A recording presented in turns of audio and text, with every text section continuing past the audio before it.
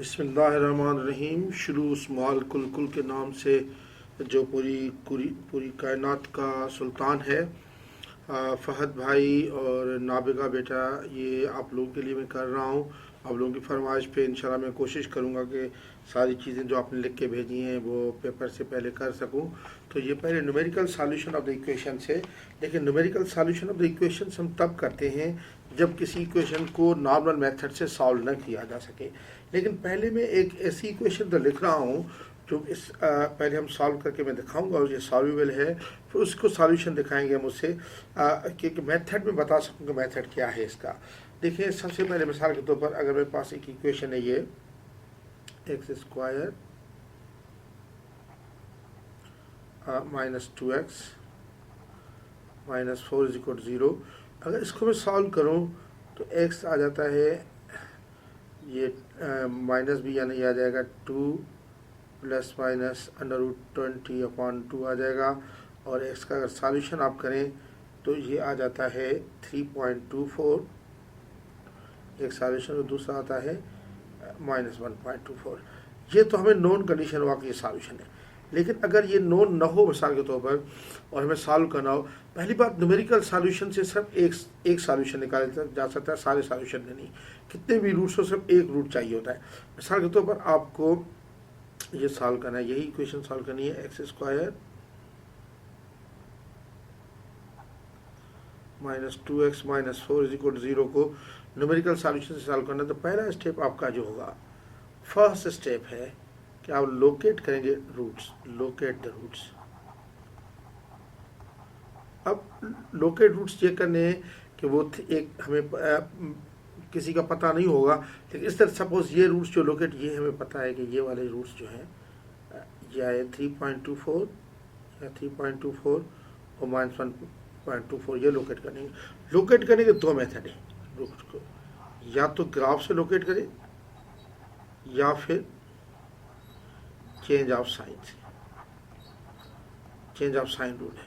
अब ग्राफ से कैसे करते हैं कि बेसिकली मैं ग्राफ से करना सिखाऊँ आपको, लेकिन पहला स्टेप ग्राफ से है। देखें, ये अगर आप दो ग्राफ बनाएंगे कोई भी, एक्स स्क्वायर -2x -4 = 0 है, इसको एक ग्राफ ये लेता हूँ, एक्स स्क्वायर = 2x + 4। तो दो ग्राफ बनाता हूँ, एक y = x² और दूसरा ग्राफ बनाता हूँ y = 2x + 4 का। तो अगर y = x² का ग्राफ बनाए तो ये होता है y = x² का ग्राफ, और y = 2x + 4 की ये स्ट्रेट लाइन होती है इस तरह। ये पॉइंट है -2, 0, और ये पॉइंट तो 4 है, ये जो y का 0, 4 है। अब ये देखिए, ये रूट आए जहाँ ये दोनों पॉइंट कट करते हैं, ये रूट है, ये वाला, ये रूट x। तो क्लियरली ये -2 और 0 के दरमियान में एक रूट हम लोकेट कर लिया, -2 और 0 के दरमियान में, जो हमें पता चल रहा है कि बाकी -1.24 -2 और 0 के दरमियान में। दूसरा रूट ये है, यकीन पॉजिटिव है इसका। एक तो ये कि 0 से बड़ा है, वाला 3.24, एक तो लोकेशन का ये स्टाइल है। दूसरा लोकेशन वो ज़्यादा इससे हम कर सकते हैं साइन चेंज से।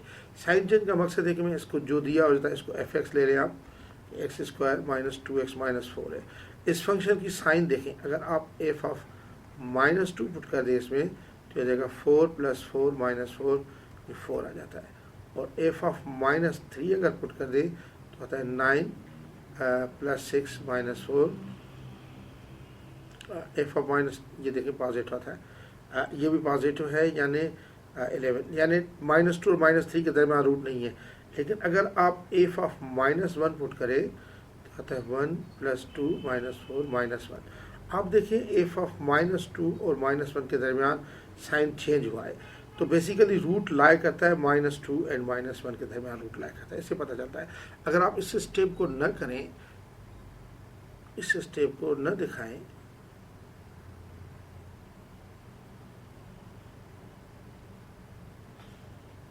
सपोज ये स्टेप है, मैं इसको बताना चाहता हूँ, पता नहीं क्यों नहीं सिलेक्ट हो रहा, रबर नहीं सिलेक्ट हो रहा, आई डोंट नो। मैं इस स्टेप को मिटाना चाहता हूँ तो ये हो जाएगा। अच्छा, अगर अगर मिसाल के दूसरा रूट में लोकेट करना चाहूँ जो 3 और 4 के दरमियान में है, तो अगर आप F3 करेंगे, इसमें F3 पुट करेंगे तो F3 आपका आता है -1, और F4 पुट करें F4 आपका आता है 4। इसका मकसद है दूसरा रूट 3 और 4 के दरमियान है। तो देखिए, सबसे पहले मैंने लोकेट किया रूट को ऐसे किया कि यानी वो वैल्यूज़ मैंने पुट कर दी जिसके दरमियान रूट लाया करने का मुझे है, तो उधर अगर रूट लाया करेगा अगर उसकी साइन चेंज हो जाए। उसके बाद दूसरा फार्मूला, दूसरा जो पॉइंट है वो है आइट्रेशन फार्मूला। एग्जामिनर ज़्यादातर आइट्रेशन फार्मूला देते हैं और कहते हैं कि या तो निकाल भी सकते हैं, आप मिसाल के तौर आप अगर ये निकालना चाहते हैं एक्स स्क्वायर -2x -4 0 है, तो इसके आइट्रेशन फार्मूले बहुत सारे निकाल सकते हैं, एक से ज़्यादा हो सकते हैं, लेकिन सारे आइट्रेशन फार्मूले वर्क नहीं करते। कुछ वर्क करते हैं, कुछ तेज़ी से वर्क करते हैं, कुछ बहुत लेट में वर्क करते हैं। तो अगर आप ये मिसाल के तौर पर ये ले रहे हैं, इसका x square equal to 2x + 4, तो x आ जाएगा 2x + 4 अंडर द रूट के, तो ये आइट्रेट फार्मूला बन जाता है। ये आइट्रेशन xn+1, अगली आइट्रेशन, ये पिछली आइट्रेशन होती है 2xn + 4 अंडर, ये आइट्रेट फार्मूला है। अच्छा, कभी कभी एग्जामिनर आइट्रेट फार्मूला देता है और कहता है ये ओरिजिनल इक्वेशन, तो इसके लिए आप क्या करेंगे, इसको प्रूव करना हो कि ये ओरिजिनल इक्वेशन, तो इसकी सबस्क्रिप्ट ड्रॉप कर ले, तो ये xn+1 की जगह आ जाएगा x इक्वल टू ये 2xn की जगह 2x + 4 under root, squaring both side करें तो x स्क्वायर इक्वल 2x + 4, तो इधर लेके आ जाए तो x स्क्वायर -2x - 4 0 आ जाएगा। इसी तरह दूसरा आप आइट्रेट फार्मूला में निकाल सकते हैं। मिसाल ये आप निकालना चाहें तो x square equal to 2x + 4 है, और तो x आ जाएगा 2x + 4 अपॉन x, इससे भी आइट्रेट फार्मूला निकल सकता है। और ये आता है xn+1 equal to 2xn + 4 upon xn के, इस तरह। तो इस तरीके से आइट्रेट फार्मूले डिफरेंट निकल सकते हैं। अब कोई भी एग्जामिनर एक आइट्रेट फार्मूला देता है, एग्जामिनर वो आइट्रेट फार्मूला देता है जो उमन कन्वर्ज हो। या तो आइट्रेट फार्मूला को देखें, आपको निकालना भी आना चाहिए आइट्रेट फार्मूला, और अगर आइट्रेशन फार्मूला दिया हुआ है तो ओरिजिनल इक्वेशन को कैसे सेट करते हैं, ओरिजिनल इक्वेशन से उसकी सबस्क्रिप्ट ड्रॉप कर दे और इक्वेशन को रीअरेंज कर दे। अच्छा, अब आइट्रेशन निकलती है। आइट्रेशन आप कुछ भी ले सकते हैं, मिसाल के तौर पर और आइट्रेशन के लिए रूट एक ले, तो आइट्रेशन दूसरी भी कभी कभी आ जाती है। मिसाल के तौर पर एक आइट्रेशन ले रहा हूँ, ये ले रहा हूँ,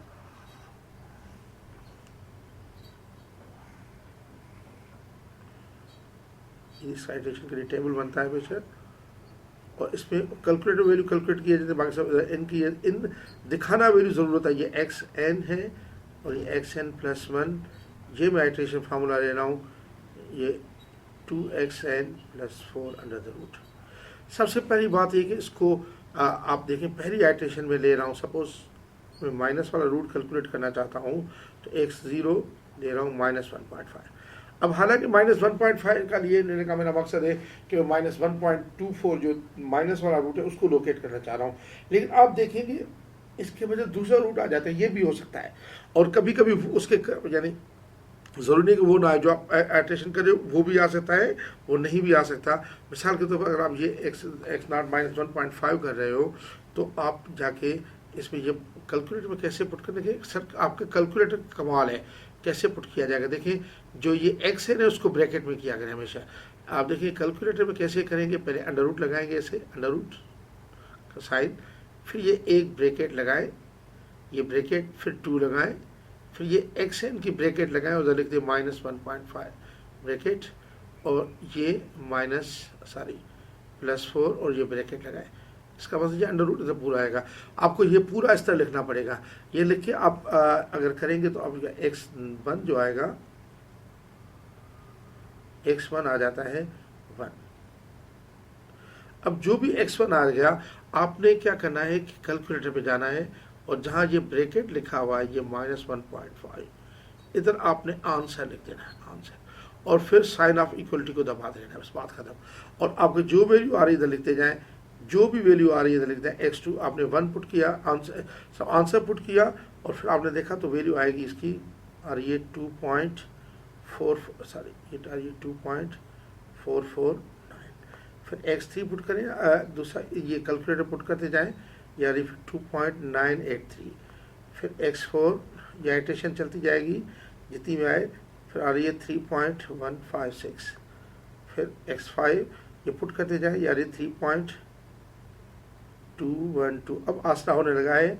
x6 पुट करें तो आता है 3.228, फिर x7 पुट करें, 7th आइट्रेशन में जाके मिला है हमें 3.233, फिर 8th आइट्रेशन में मिला हमें जाके 3.235। अब काफ़ी हो चुका, तकरीबन रूट जो है ये 3.24 आ रहा है या 3.23 जो भी ले रहे हैं, तो ये तकरीबन रूट आ गया इस तरीके से।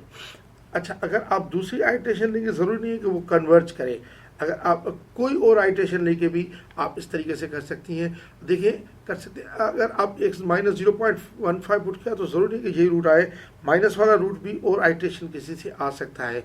तो इस तरीके से करेंगे, यानी देखिए पहला स्टेप हमारा ये है, फर्स्ट स्टेप कि हम लोकेट करते हैं रूट को। लोकेट रूट को दो तरीक़ों से होगा, या ग्राफ से होगा या साइन ऑफ चेंज से होगा। उसके बाद लोकेट करने के बाद आइट्रेट फार्मूला दिया जाता है या बनाया जाता है। अगर दिया जाता है तो उसको वापस उसके सबस्क्रिप्ट ड्रॉप करके उसको प्रूव करेंगे वाकई आइट्रेशन फार्मूला सही है।